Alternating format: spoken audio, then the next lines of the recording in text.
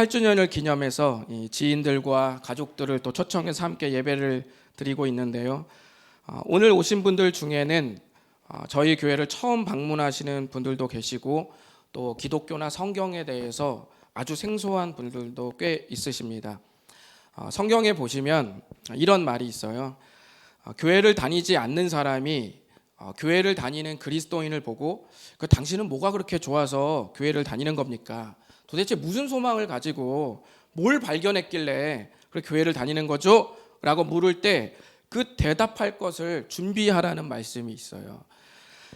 그래서 오늘은 교회를 전혀 모르시는 분들이나 성경책이 생소한 분들, 기독교에 대해서 낯선 분들에게 교회를 소개하는 시간을 좀 가져보려고 합니다. 전 세계에서 가장 많은 분들이 믿는 종교가 혹시 무엇인 줄 아세요? 전 세계 우리 한 60억 인구 중에서 가장 많은 분들이 믿는 종교 기독교입니다.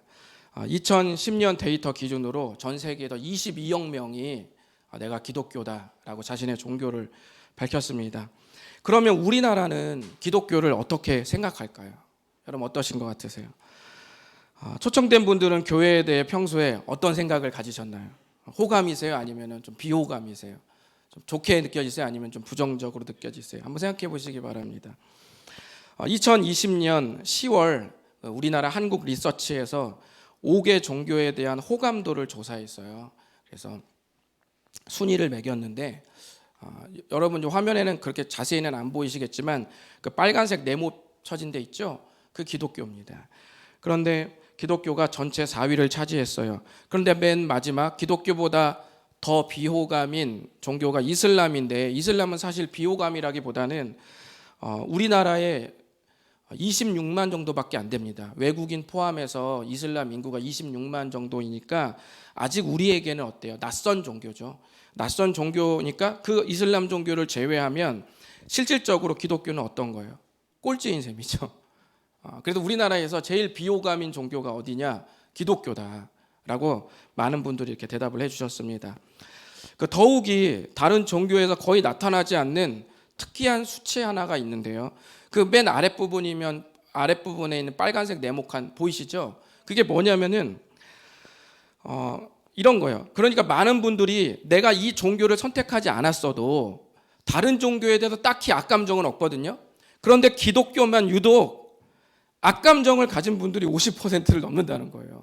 그러니까 내가 그걸 표시하지 않아도 상대 종교에 대해서 별로 이렇게 이렇게 싫다거나 부정적 감정은 없는데 기독교만 유독 싫은 정도가 아니라 매우 부정적이다라고 말한 분들이 50%를 넘었다는 거예요. 이거는 다른 종교에서는 없는 수치입니다.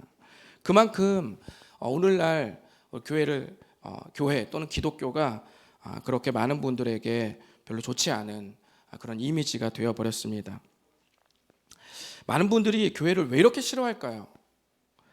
그 이유들 중에는 명백하게 저희들이 잘못한 것도 있습니다. 예를 들면 몇몇 큰 교회 목회자들의 위선과 교회를 다니는 교인들의 이중적인 언행들은 분명히 그것은 저희들이 반성해야 될 것입니다.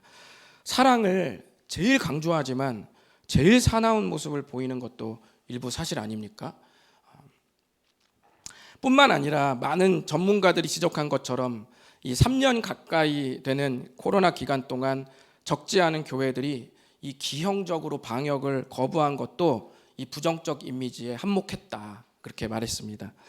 이런 모든 질책은 모든 목회자와 기존의 우리 교회 가족들이 겸허히 수용을 해야 될 것입니다. 우리의 부족한 모습이었으니까 이 부분 우리가 수용하고 고쳐야 될 부분이라고 그렇게 생각이 됩니다. 저는 이런 부분들에 대해 먼저 인정하면서도 참 안타까운 사실 하나가 있는데요. 그것은 교회가 성경을 통해 하나님께서 가르쳐 주신 것들을 실천하다가 욕을 먹은 게 아니라 성경의 삶을 실천하다가 욕을 먹은 게 아니라 성경의 가르침을 잘못 해석한 데서 조롱거리가 되었다는 사실입니다. 그러니까 교회에 대해서 악감정을 품게 만든 원인이 하나님께 있는 게 아니라 그 하나님을 믿는 우리가 가르침을 제대로 실천하지 못한 데서 이 부정적인 악감정이 생겨났다는 것입니다. 네, 제가 지금 오늘 새로운 얼굴을 갑자기 제가 봤네요. 제가 소개를 잠깐 하고 또 말씀을 전하겠습니다. 네, 저희 어머니가 오셨네요. 제가 우리 김숙자 성도님 머리에 가려서 제가 못 봤어요. 저희 어머니 오셨습니다. 우리 박수로 한번 환영하겠습니다. 네. 어머니 이제 이 불효자식을 용서하시옵소서. 저희 어머니는 저의 모든 비밀을 알고 계신 분이십니다. 그래서 제가 아무리 여기서 거룩하게 해도 우리 어머니는 모든 지난 여름에 제가 한 것들을 다 알고 계십니다. 맞아요. 우리 그 기독교가 이 부정적인 매우 비호감이 우리나라에서 되어버린 이유는 하나님께 있는 게 아니라 그 하나님을 믿는 우리가 성경을 잘못 오해하거나 하나님의 가르침을 오해해서 생겨난 태도와 언행에서 발생이 된 겁니다.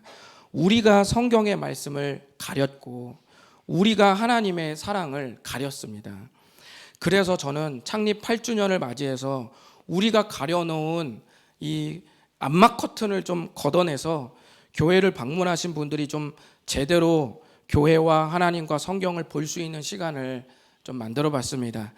지금부터 교회를 전혀 다니시지 않거나 또 교회를 다녔었는데 교회가 싫어진 분들이 가질 만한 질문 몇 개를 좀 제가 만들어 봤습니다. 이 질문들은 저의 머리에서 나온 게 아니라 여러 설문에서 많은 분들이 이것 때문에 교회가 싫고 기독교가 싫다고 했던 것들입니다. 자, 그러면 지금부터 여러분과 함께 질문과 답변의 시간을 좀 가져보도록 하겠습니다. 혹시 이 중에 아무나 한 분이 번호를 좀 한번 골라주시겠습니까? 네. 초청한 분한테 얘기하려고 했는데 우리 반주자님이 1번을 고르셨어요. 1번 한번 눌러줘 보세요. 네. 1번 질문은 기독교는 왜 독선적인가? 이 질문입니다. 많은 분들이 기독교는 너무너무 독선적이다. 지만한다. 이렇게 얘기하고 있습니다. 여러분 주변에서 이런 말 참 많이 듣지 않았어요? 다른 종교들은 서로 다 인정해 주는데 유독 그 기독교만 특별한 척 한다고 미움을 많이 받습니다. 그래서 독선적이라는 이야기를 많이 들었습니다. 이것에 대해서 제가 좀 말씀을 드리겠습니다. 대부분 상대가 독선적이라고 말할 때는 이 가르침의 내용보다는 주로 태도 때문에 그렇게 여길 때가 많이 있습니다. 사실 모든 종교에는 저마다 구원이라고 말하는 길이 다 있습니다. 어떤 종교든지 상대를 받아들일 때는 가르침을 받아들이는 게 아니라 상대와의 관계를 받아들이는 거죠. 그러니까 종교가 달라도 관계 안에서 받아들이는 것이지 가르침을 받아들이는 종교는 없죠. 천주교에서 말하는 가르침과 기독교에서 말하는 가르침이 다릅니다. 불교에서 말하는 행복과 기독교에서 말하는 행복이 다르죠. 이슬람에서 말하는 구원과 기독교에서 말하는 구원은 다릅니다. 거기에 기록된 명시된 것은 달라요. 서로 일치할 수 없는 가르침을 모두 다 공유할 수 없는 가르침을 다 가지고 있는데 왜 유독 기독교만 더 독선적이라고 느낄까요? 태도 때문입니다. 먼저 타종교를 믿고 있는 분들에게 무례하게 대하는 것은 그리스도인들의 바른 태도가 아닙니다. 교회나 교회 목회자가 독선적이라는 소리를 듣는 이유는 성경의 가르침이 독선적이어서가 아니라 상대를 무시하거나 하나님을 먼저 믿었다는 그 우월한 마음과 교만함 때문일 경우가 더 많습니다. 성경에 보면 그 하나님은 이스라엘 민족의 이야기에서 시작하거든요. 성경을 아마 안 읽어보신 분들은 잘 모르시겠지만 성경의 이야기는 이스라엘이라는 민족의 이야기에서 시작이 돼요. 거기서부터 모든 사람들의 오늘날 우리까지의 모든 사람들의 이야기가 이렇게 확장이 됩니다. 구원의 이야기를 써 내려가실 때 하나님께서 제일 처음 고대 이스라엘이라는 그 민족의 이야기로 시작을 하시거든요. 그런데 구약 성경 신명기라는 책에 보면 이런 말이 나옵니다. 여호와께서 너희를 기뻐하시고 너희를 선택하심은 너희가 다른 민족보다 수효가 많기 때문이 아니라 너희는 오히려 민족 중에 가장 적으니라 라고 이렇게 말씀하고 있어요. 그러니까 이게 무슨 말이냐면요, 이 말씀은 하나님께서 구원의 이야기를 이스라엘이라는 민족부터 시작한 이유는 이스라엘이 세계 최고여서가 아니라 이스라엘 민족이 그 고대 시대에는 가장 작고 연약했기 때문에 이스라엘을 먼저 선택했다고 나와 있습니다. 그러니까 어때요? 이걸 알면 이스라엘이 자랑할 수 없죠. 내가 짱이다 자랑할 수 없죠. 왜냐하면 1등이어서 뽑힌 게 아니라 약해서 뽑혔기 때문이라고 주님이 말씀하셨습니다. 그런데 이거를 알면 절대로 교만할 수가 없죠. 그런데 이스라엘 역사를 보면 이스라엘 민족이 정반대로 행동합니다. 이스라엘이 다른 민족을 보면서 우리는 하나님께 선택된 민족이고 너희는 우리보다 선택받지 못했으니까 우리보다 못하다라고 여기면서 교만한 태도로 일관해요. 그게 이스라엘 민족의 역사입니다. 하나님은 바로 그 부분을 지적하시는 거예요. 오늘날 우리 교회가 때때로 이런 실수를 합니다. 비그리스도인들에게 더 친절하고 더 이해하려고 하기보다는 우리가 믿는 것을 관철시키고 싶은 마음 때문에 무례한 행동들이 나올 때가 있습니다. 이런 모습들이 쌓여서 기독교가 독선적이라는 모습이 되지 않았는가 생각합니다. 원래 하나님의 말씀은 누구를 막론하고 사랑을 베푸는 사람들이 그리스도인들이어야 한다고 그렇게 말씀하셨습니다. 실제로 이에 대한 이야기가 사도행전 2장에 나오는데요. 여러분 어떤 성경인지 잘 모르겠지만 제가 부분 잠깐씩 설명을 드리겠습니다. 사도행전 2장 46, 47절 보면 이때는 언제냐면요. 처음으로 2000년 전에 교회가 이제 생기기 시작한 때를 말하는 거예요. 그때 교회를 다는 사람들이 늘어나고 있는 상황에서 벌어진 이야기입니다. 그런데 이 말씀을 보면 교회를 다니는 사람들이 주변에 온 백성들에게 뭘 받았대요? 칭찬을 받았다고 말합니다. 이것을 다르게 번역하면 어떻게 되냐면 교회를 다니지 않는 사람들에게 호감을 샀다 이렇게 번역돼 있어요. 호감을 샀다. 그러니까 원래 비호감이 아니라 제대로 잘 믿으면 주위 사람들에게 호감을 준다는 거예요. 나도 참 교회 다니고 싶은데 이런 호감을 준다는 거예요. 그런데 그렇게 호감을 주지 못하는 것은 바로 이스라엘 민족이 오해한 그런 부분 때문에 때때로 우리가 그런 오해를 가지고 상대를 대했기 때문에 생겨났을 수 있다는 것입니다. 그러므로 성경의 가르침은 사실은 독선적이지는 않습니다. 다만 저희들이 그동안 보여준 모습들이 독선적인 기독교로 만들었음을 우리 고백을 하면서 다시 한번 진심으로 그런 부분에 대해서 송구하다는 말씀을 드릴 테니까 이 오해는 좀 잠시 거두어 주시면 좋겠습니다. 네, 그러면 우리 다시 한번 우리 1, 2, 3, 4에서 이번에는 어떤 분이 한번 해보실까요? 네, 한번 골라보시죠. 누가? 네, 우리 전 전사님 어머니 한번 골라보시죠. 2, 3, 4 중에 한번 골라보십시오. 3번이요. 네, 3번 눌러주세요. 예, 저에 대한 거네요. 3번. 하하하. 3번 질문은 이겁니다. 목사는 왜 돈을 받고 사역하는가? 목사는 왜 돈을 받고 일하는가? 그러니까 교회를 다니지 않는 분들이 이 부분에 불만이 많습니다. 왜 다른 분들 다 생업에 종사하고 열심히 직장 다니면서 신앙생활 하는데 왜 목사는 왜 앉아갖고 놀면서 그 교인들이 가져다주는 돈을 받아가면서 그렇게 하느냐라고 은근히 이 부분에 대해서 불만이 많고 또 이렇게 좋지 않은 감정을 가지게 된 어떤 그런 계기 중에 하나입니다. 먼저 이거에 대해서 제가 말씀을 드리면 목회자가 반드시 돈을 받아야만 하는 것은 아닙니다. 먼저 말씀을 드립니다. 목회자는 자기 생업을 가지고도 목회 활동을 할 수 있습니다. 성경에 보시면 바울이라는 사람이 있는데 이 사람도 목회자거든요. 근데 이 사람은 동양 서양을 오가면서 여러 도시에서 목회 활동을 했던 사람인데 그 중에 고린도라는 지금의 이제 그리스의 아랫부분에 보면은 고린도라는 도시가 있거든요. 고린도라는 도시에서 뭐라고 되어 있냐면 천막을 만드는 생업에 종사하면서 목회 활동을 했다고 기록되어 있는. 그렇죠? 예. 그러니까 목회자가 반드시 돈을 받아야만 하는가? 꼭 그렇지는 않고 목회 활동을 하기도 했다라고 말씀드립니다. 그런가 하면 또 다른 성경은 조금 다르게 기록되어 있는 부분들도 있습니다. 다르게 기록되어 있는 부분 하나 더 찾아보면 디모데전서 5장 17절은 라는 이런 성경 말씀 이렇게 말합니다. 여기서 말하는 장로는 목회자를 의미하기도 합니다. 성경에서 장로 또는 감독 이런 말은 목회자, 목사로 번역해도 괜찮거든요. 이 말씀에서는 교회 성도님들이 목회자를 어떤 사람으로 여기래요? 배나 더 존경할 자로 그렇게 알아줘라, 이렇게 말을 하고 있습니다. 그러니까 이건 목회자를 숭배하라는 뜻이 아니라, 목회자를 막 이렇게 지켜 세우라는 뜻이 아니라 성도를 위해 자신의 인생을 드린 목회자를 존중하라는 말입니다. 여기서 말하는 존중의 의미에는 이런 의미도 있어요. 형편을 책임지라는 의미도 있습니다.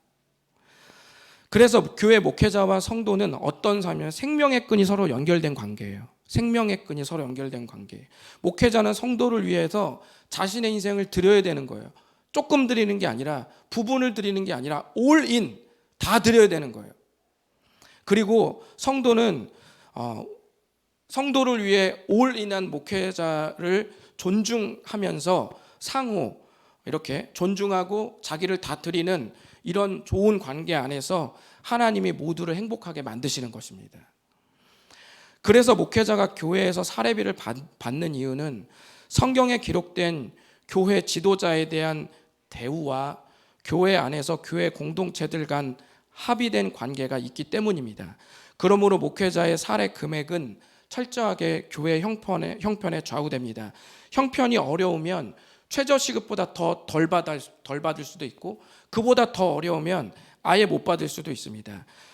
그러면 아까 제가 말씀드린 바울처럼 일을 하면서, 생업에 종사하면서 목회 활동을 해야 될 수도 있겠죠. 혹시 목사가 교회에서 돈을 받는 것에 조금 반감이 있는 분들이 계셨다면 이 설명으로 조금 이해를 해 주셨으면 좋겠습니다. 네, 우리 또 한 번 질문을 보실까요? 이제 우리 1번하고 3번 했죠. 이번에는 누가 뭐 하실까요? 우리 네, 이제 딱 말씀 제가 부탁드리려고 했는데 영적으로 통했어요. 4번 뭡니까? 네, 또 돈 문제네요. 네. 네, 성도들은 왜 헌금하는가? 이것도 굉장히 싫어하시더라고요. 그래서 왜 교회는 왜 돈을 걷는가? 왜 자꾸 성도들에게 돈을 정기적으로 왜 수금하는가? 일주일마다 한 번씩 왜 그러냐? 불만을 많이 가지시는 분들이 많습니다. 일단 제가 말씀드리는 것은 하나님은 돈을 받으셔도 쓸 데가 없습니다. 하나님은 돈을 쓰지 않으세요. 또 성경에 기록된 바에 의하면 하나님은, 오늘 찬양의 가사에도 나왔지만 하나님은 온 세상의 주인이시기 때문에 성경의 가르침에 의하면 우리 주님은 별도로 우리에게 돈을 받을 필요는 없습니다. 그러면 교회를 다니는 사람들은 왜 헌금을 낼까요? 이에는 크게 두 가지 좀 이유가 있습니다. 첫 번째는 교회 공동체의 필요를 위해서 드리는 경우가 있습니다. 헌금은 교회 가족들이 모여서 함께 하는 데 필요한 모든 경비로 지출됩니다. 또 경제 활동을 하지 않는 우리 초등학생 있죠? 그리고 중학생, 고등학생 있죠? 이런 부서는 헌금을 드릴 수 없는 부서이기 때문에 이런 아이들을 위해서 교육하거나 외부에서 활동할 때 쓰는 그런 비용으로 또 쓰여집니다. 그 외에 어려운 사람을 돕는 데도 쓰입니다. 저희는 지난 미얀마 쿠데타 때 그 산으로 피신한 소수민족을 위해서 헌금했고, 전쟁으로 고통당한 우크라이나 국민들을 위해서 헌금했고, 이번에는 주보에 광고가 되어 있는데 연이은 지진으로 삶의 터전을 잃어버린 이 튀르키예 국민들을 위해서 사랑의 헌금을 모금하고 있습니다. 헌금은 그렇게 사용됩니다. 그래도 돈을 걷는 것에 부담감을 좀 여러분이 좀 가질 수 있으실 텐데요. 여러분께 좀 질문하고 싶은 게 있습니다. 여러분, 가족과 가족이 사는 집 중에 뭐가 더 소중한가요? 가족과 가족이 사는 집. 가족이 소중하죠. 물어 뭐 하겠습니까? 당연히 가족이 소중합니다. 그럼 가족들이 살 집은 필요가 없나요? 필요가 있지요. 가족이 소중하지만 소중한 것과 필요한 것은 또 별개인 것이거든요. 가족이 가장 소중하지만 가족이 가장 소중하기 때문에 가족이 사는 집을 잘 가꾸는 거예요.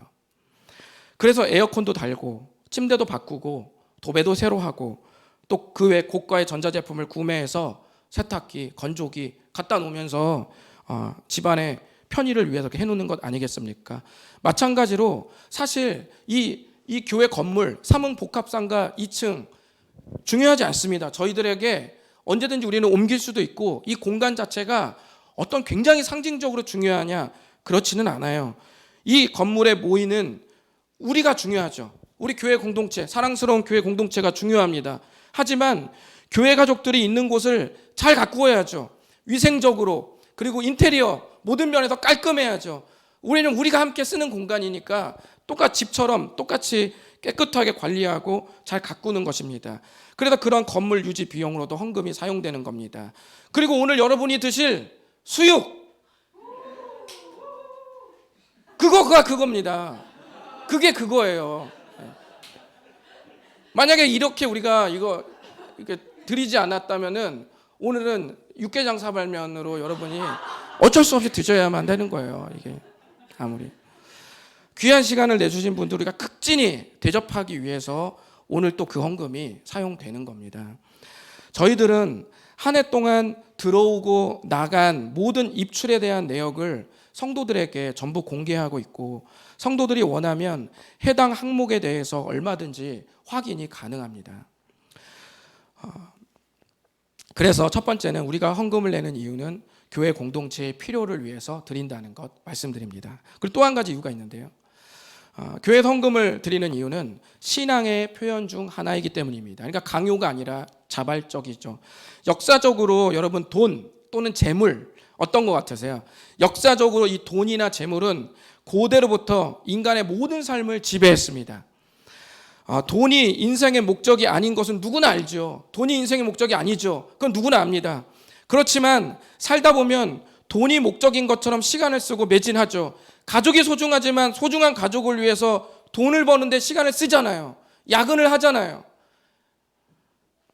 가족보다 어떨 때는 시간을 더 많이 쓰잖아요. 돈 버는데. 그런 돈이 소중해서가 아니라 돈이 중요하기 또 때문인 것도 있는 겁니다. 그것이 우리들의 현실이지 않습니까? 그래서 시대마다 이 돈, 재물은 사람들이 추앙하고 숭배하는 데까지 영향력을 발휘했어요. 그리스어로 이 돈, 재물이란 뜻이 맘몬이란 뜻입니다. 맘몬이라는 단어인데 이것이 원래 재물을 의미하는 단어이긴 하지만 시대가 흐르면 이 맘몬이라는 단어가 재물이라는 단어가 아니라 우상을 가리키는 말로 바뀝니다. 그러니까 사람들이 이 돈이 얼마나 중요해지는지 사람도 죽이잖아요. 그러니까 점점 추앙하고 숭배하는 데까지 올라가서 역사적으로 보면 이 재물에 대한 가치가 사람 밑에 있는 게 아니라 사람 위에 있게 되는 일들이 그 온 지구상의 역사에 다 기록이 되어 있습니다. 이 말은 돈이 인생의 목적이 아니더라도 너무 중요하기 때문에 우리가 신앙의 표현으로 소중히 여기는 돈을 드리는 것은 드린다는 거예요. 그래서 이 성경에 보시면 이렇게 되어 있습니다. 한 사람이 두 주인을 섬기지 못할 것이니 혹 이를 미워하고 저를 사랑하거나 혹 이를 중히 여기고 저를 경히 여김이라. 너희가 하나님과 재물을 겸하여 섬기지 못하느니라. 이렇게 말씀하셨습니다. 마태복음 6장 24절에서 하나님은 말씀하시기를 하나님은 하나님과 재물을 겸해서 섬기지 못한다. 어느 한쪽에 마음이 가면 어느 한쪽에 저울추처럼 시소처럼 한쪽에 마음이 가면 한쪽이 가벼워지고 한쪽에 무게가 가면 한쪽이 또 가벼워지는 것이라고 주님 말씀하셨습니다. 그래서 우리가 신앙인들은 자발적으로 헌금을 드릴 때 마음속에 이렇게 고백하는 겁니다. 주님, 저는 재물보다 하나님을 더 사랑합니다. 라는 신앙의 고백이 그 헌금에 들어있는 것입니다. 그래서 끝으로 하나님 앞에 드리는 것은 절대 그렇기 때문에 강요로 될 수 없고 자원해서 드리는 것이라는 점을 다시금 말씀드리면서 헌금을 드리는 것에 대해서 조금 거부감을 가지셨다면 조금 이 부분을 통해서 이 시간을 통해서 좀 해소가 되었으면 좋겠습니다. 네, 그렇다면 하나가 남았네, 그렇죠? 어차피 그 하나를 보여주시죠. 2번인가요? 네, 2번. 질문 2번은 성경의 이야기는 비과학적이다. 청년들이 대부분 이런 것 때문에 교회를 다니지 않습니다. 여기서 제가 다 말씀드리긴 너무 길지만 그냥 짤막하게 말씀드리면 많은 분들이 이 종교, 특히 성경의 이야기들이 매우 비과학적이고 허무맹랑한 이야기로 생각하는 분들이 많습니다. 그러다 보니 종교는 마치 그 나처럼 과학적이거나 논리적인 사람은 믿기가 힘들겠다는 생각을 합니다. 과연 그럴까요? 누구나 무신론자로 살고 싶다면 그 자체를 존중할 수밖에 없지만 하나는 바로잡고 가면 좋겠습니다. 그러나 오해 하나는 바로잡아야 됩니다. 우리는 어디서 출발했는가? 우리의 기원, 인간의 기원. 우주는 어디서 출발했는가? 우주의 기원. 기원에 대한 모든 비밀을 과학적으로 완벽하게 풀 수 있나요? 제가 알기로는 없습니다. 제가 찾아본 책 중에는 온 세상의 기원을 과학적으로 완벽하게 풀 수 있는 이론은 아직까지는 다 나오진 않았습니다. 그래도 제가 알기로는 현재까지는 빅뱅이라는 이론이 가장 과학적으로 기원을 설명하는 데 타당한 이론이 되어 있습니다. 맞죠? 저도 과학자가 아니라 잘 모르는데 그 빅뱅 이론, 아무튼 빅뱅 이론은 우주가 한 점에서 작은 한 점 내지는 거의 무라고, 그러니까 아예 없는 거라고 여길 정도의 그 정도 수준에서 갑자기 폭발을 했고 팽창하면서 지금의 우주가 만들어졌다고 말하는 이론이 빅뱅이에요. 우주 대폭발 이론이라고도 말합니다. 그런데 이 이론도 어때요? 결국 믿어야죠. 이 이론을 믿어야 내가 이것을 주장할 수 있는 거죠. 아인슈타인은 1915년 상대성 이론을 발표한 아인슈타인, 이 이론을 믿었을까 안 믿었을까요? 이론을 믿지 않았습니다. 그리고 아인슈타인은 블랙홀의 존재도 사실은 인정하지 않았습니다. 수학적으로는 가능하나 실제로 존재할 수 없다고 그때는 아인슈타인이 말했어요. 그 이후로 과학이 계속 발전하면서 놀라운 걸 발견하죠. 허블 망원경 아시죠? 허블이 사람 이름이거든요. 허블이 뭘 발견하냐면 우주를 관측하다가 우주가 팽창하고 있다는 거예요. 우주가 고정된 공간이 아니라 팽창하고 있다는 걸 발견해요. 그러면서 엄청난 힌트 하나가 생기는데 그게 뭐냐면 팽창했다는 얘기는 점점점 과거로 거슬러 올라가면 어때요?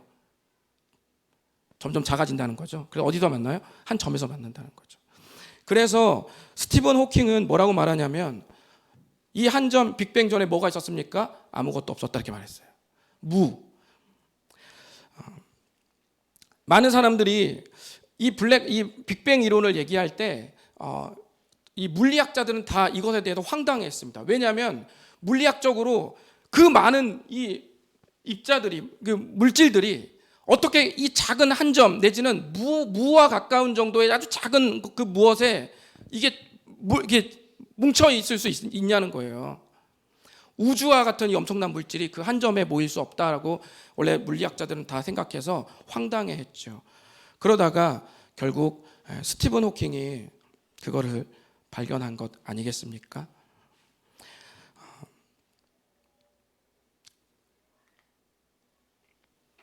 스티븐 호킹의 스승인 로저 펜로즈 박사가 말한 우주에서 생명체가 자연 발생할 가능성은 10의 1230승분의 1이라고 했습니다. 이 가능성은 자연계에서 제로입니다. 제로. 그리고 빅뱅 이론이 처음 소개될 때 제가 말한 것처럼 물리학자들도 전부 부정했죠. 황당해했습니다. 왜냐하면 어떻게 세상의 모든 물질이 한 점에 담길 수 있느냐는 것이죠. 오히려 이 이론은 창세기 1장 1절에도 가깝습니다. 태초에 하나님이 천지를 창조하시니라.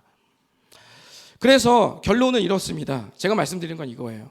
그렇기 때문에 무신론자로 살든 내가 평생 하나님께서 계시다는 것을 믿고 살든 간에 둘 다 뭐가 필요해요? 믿음이 필요합니다. 이게 중요해요. 그러니까 과학으로 기원을 발견한 적이 아직까지 없어요. 그렇기 때문에 내가 과학으로 기원을 규명해 나가더라도 결국 내가 무신론자가 되려면 생명체가 탄생할 불가능성을 내가 믿어야 돼요. 그러니까 그것도 믿음이 필요한 겁니다. 저는 이 두 가지 믿음 중에 모든 사람은 하나를 믿는 거예요. 그러니까 과학과 비과학의 문제가 아니라 무엇을 나는 믿고 사는가의 문제입니다. 둘 다 믿음이 필요합니다. 그래서 오늘 처음 여러분께 질문 이렇게 다 살펴봤습니다. 첫 번째, 두 번째, 세 번째, 네 번째 질문들 살펴보면서 좀 어떠세요? 좀 기독교에 대해서 조금 반감이 좀 사라지셨나요? 네, 혹시나 여러분 지인들 중에서 심하게 교회를 싫어하는 분들이 계시다면 이 부분을 좀 잘 좀 얘기해 주시고 저도 좀 자주 대변해 주십시오. 그 의정부에 있는 목사님은 그렇게 많이 받지 않는다. 그렇게 차도 없다. 그렇게 좀 얘기를 해주시기 바랍니다. 네 가지 질문을 우리 모두 살펴봤는데요. 어떻게 좀 교회와 성경 말씀에 대한 오해들이 좀 풀어지셨는지 모르겠네요. 제가 마지막으로 한 가지 좀 남겨둔 질문이 좀 하나 있습니다.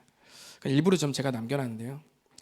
그것은 기독교는 왜 사람을 나쁘게만 생각하는가? 바로 이런 문제예요. 이것도 좀 교회를 부정적으로 생각하는 그런 질문 중, 의구심 중 하나였습니다. 어쩌면 이 질문이 교회를 나오기 가장 싫게 만드는 질문이 아닐까 생각합니다. 이 질문은 바로 기독교는 왜 사람을 나쁘게만 생각하는가? 왜 이렇게 교회에서는 열심히 살려는 사람들을 자꾸만 왜 죄인으로 몰고 가는지 이해할 수 없을 때가 있지 않습니까? 오늘은 이 이야기를 끝으로 말씀을 제가 마치려고 합니다. 성경에 보면은 이런 구절이 있습니다. 예수께서 들으시고 그들에게 이르시되 건강한 자에게는 의사가 쓸데없고 병든 자에게라야 쓸데있느니라. 나는 의인을 부르러 온 것이 아니요 죄인을 부르러 왔노라 하시니라. 예수님께서 말씀하시기를 이렇게 비유합니다. 얘들아, 건강한 사람에게는 의사가 쓸데없지, 병든 사람에게 의사가 쓸데있지 라고 이렇게 말합니다. 그런데 이 성경 말씀을 여러분께서 잘 읽으시면 이 건강이라는 것이 육체를 말함이 아니라 정신과 영혼의 문제임을 알 수가 있습니다. 그렇죠? 곧바로 뒷부분에 보시면 어때요? 나는 의인을 부르러 온 것이 아니라 죄인을 부르러 왔다고 말씀하신 것을 보면 앞부분의 말과 결합해 보면 어때요? 건강한 자는 의인과 대치가 되죠. 그리고 병든 자는 누구와 대치돼요? 죄인과 대치가 되죠. 그러니까 아프고 병든 건 육체를 말함이 아니라 정신과 영혼에 대한 문제라는 것을 알 수가 있습니다. 예수님은 바로 그 부분을 말씀하시려고 하는 거죠. 2021년, 그러니까 2년 전 2021년 10월 12일에 보건복지부에서 지난 10년간 정신질환자의 의료 현황에 대한 보도자료를 게시한 바 있습니다. 거기 보도한 보도자료에 의하면 이렇게 말하고 있어요. 2009년에는 이 정신질환 의료 서비스를 받은 사람이 2009년에는 206만 7명이요. 206.7만 명이라고 그랬습니다. 그런데 2019년 10년 뒤에는 311.6만 명으로 증가했다고 그래서 그러니까 1년에 4.2%씩 계속 증가했어요. 무려 10년 동안에 100만 명이나 넘는 사람이 정신 치료를 더 받았다는 거예요. 더 이용했다는 겁니다. 우리가 여러분 이렇게 딱 보면 어떻게 여러분이 결론 내리겠어요? 초보는 이런 수치를 보면 이렇게 결론 내릴 겁니다. 이 마음이 아픈 분들이 100만 명이나 더 많아졌구나 생각할 수 있잖아요. 그렇죠? 10년 사이에 100만 명이나 늘어났네. 그런데 전문가들이 분석한 결과는 그렇게 해석하지 않아요. 제가 보도자료를 해석한 이 보건복지부의 보도자료를 그대로 제가 읽어드리겠습니다. 보십시오. 이번 연구 결과는 정신과적 문제로 진료를 받는 사람은 점차 증가하고 있는 것을 보여주고 있으며 이는, 그게 해석이죠. 이는 환자들이 예전보다는 정신건강 관리에 보다 적극적인 경향을 보이는 것으로 해석할 수 있다. 이 말은 마음이 아픈 사람이 늘어났다는 말이 아니라 정신이 아픈 분들이 없었다는 게 아니라 예전에는 어때요? 정신병원 갔다 오면은 이상한 사람 취급하잖아요. 그렇죠? 제 어릴 때 정신병원 절대 안 갑니다. 왜냐면 정신병원 갔다는 소문 돌면은 그 사람하고 관계도 안, 친구도 안 합니다. 그리고 뭐 부모님이 어디 정신병원 갔다 왔다 그러면 그 사람 제대로 사람 구실 못한다는 취급받아요. 그러니까 쉬쉬하고 아파도 절대 가지 않았어요. 막 마음이 우울하고 슬프고 막 무기력해도 절대 정신병원 안 갔습니다. 한 번 가면 낙인 찍히는 거예요. 사람 구실 못하는 거죠. 그렇게 이상한 사람 취급받았잖아요. 그래서 그때는 그렇게 아팠어도 이게 음성적인 음지 같은 영역이라 가지 않았어요. 그런데 점차로 10년 후에 인식이 개선되면서 음지에 있던 이 정신적 문제들을 편안하게 밖으로 꺼내서 치료받는 것이 이상한 것이 아닌 시대가 된 거예요. 그렇게 전문가들은 보는 거예요.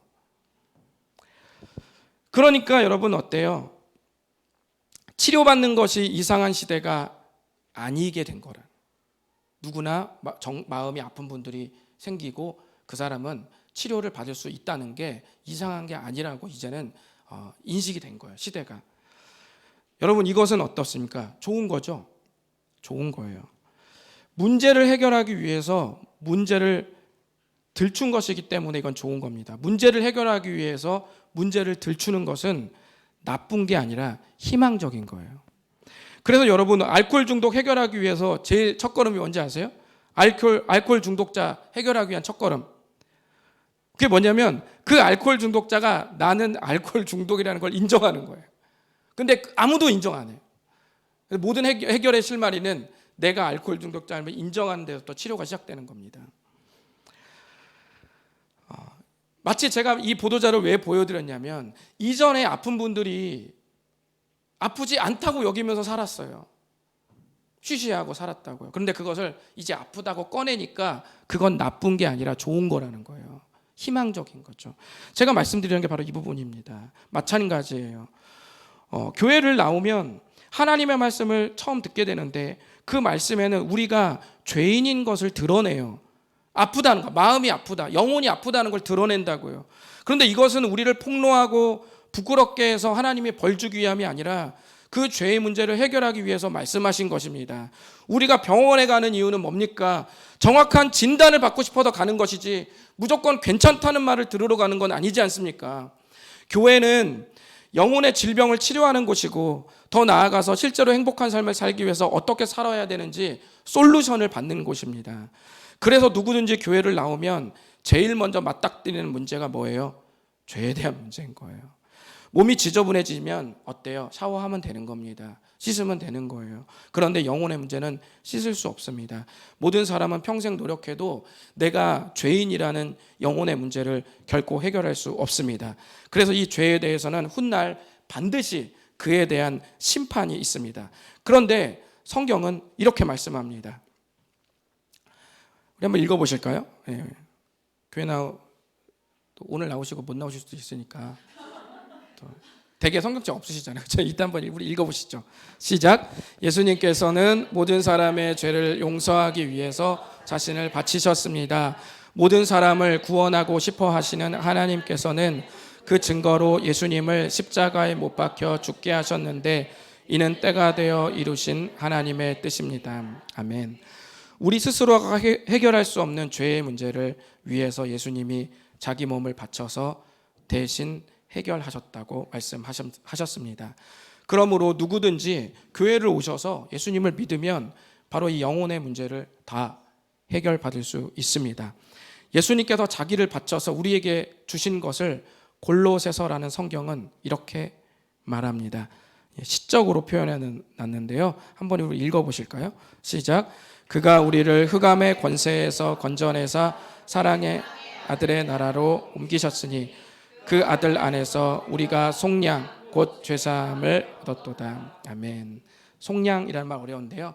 값을 치르고 사는 겁니다. 그래서 주님이 그 죄의 대가를 대신 치르고 그 대가를 지불하는 거예요. 그리고 우리를 자유의 사람으로, 자유인으로 만드셨다. 죄의 문제에서 깨끗하게 자유롭게 하셨다라고 말씀한 구절입니다. 얼마나 멋있습니까? 죄를 뭔가 흑암이라는 비유로 해서요, 어둠에서 우리를 딱 끌어내서 사랑의 아들의 나라로 만드신 거예요. 얼마나 감격스럽습니까? 주님이 여러분의 아픔을 치료하고 회복시키기를 원하십니다. 그리고 하나님은 다시 말씀드리지만 여러분을 사랑하십니다. 그리고 하나님은 여러분의 인생을 도와주시는 분이십니다. 교회에 나오십시오. 그리고 하나님에 대해 궁금한 것들을 더 깊이 나눌 수 있었으면 좋겠습니다. 혹시나 하고 나오신 분들은 결코 실망하지 않으실 것입니다. 혹시나는 역시나입니다. 역시나 우리 주님은 우리에게 좋으신 분입니다. 말씀을 마치면서 마지막으로 저희들이 준비한 좋은 찬양 한 곡을 좀 들려드리겠습니다. 주님이 여러분의 힘겨운 한숨을 안도의 한숨으로 바꾸실 줄 믿습니다. 이 찬양 우리 여러분 가사 보시고 은혜 받으시면서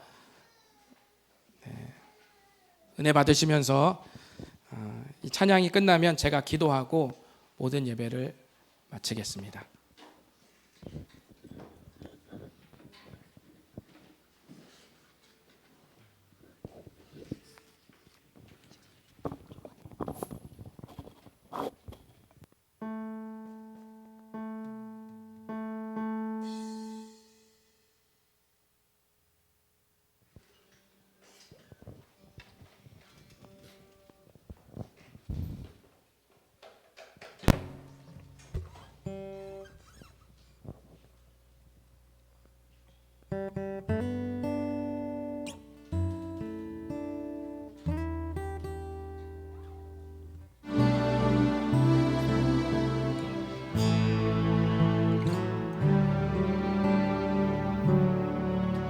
고달픈 삶의 은혜도 무뎌지고 곧 사라질 것에 내 맘 드네. 헛되고 헛된 것들을 바라보며 그 은혜를 놓치며 살았네. 주어진 삶을 묵묵히 살아가며 날 붙드신 주 예수를 보내. 사망 가운데 놓여진 나의 삶을 날 건지신 그 이름 예수. 나의 한숨을 바꾸셨네. 주를 향해